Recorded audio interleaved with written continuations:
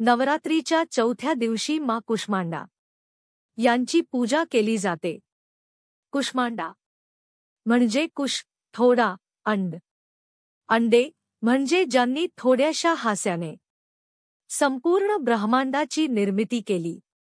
प्राचीन कथा अशी सांगते, एकेकाळी संपूर्ण विश्व अंधारात होते। ना सूर्य, ना चंद्र, ना पृथ्वी, ना आकाश, काहीच नव्हते। त्यावेळी माता दुर्गेने आपले दिव्य हास्य केले।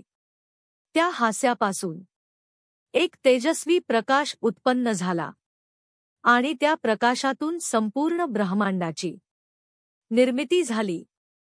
म्हणतात की देवी कुष्मांडा यांनीच प्रथम सूर्याची निर्मिती केली आणि सूर्याच्या प्रकाशाने जग उजळले, त्यामुळे त्यांना आदित्य स्वरूपा असेही म्हणतात।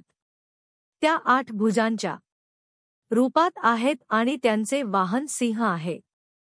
त्यांच्या हातात कमंडल, धनुष्यबाण, चक्र, गदा, कमळ, जपमाळ आणि अमृताचा कलश असतो।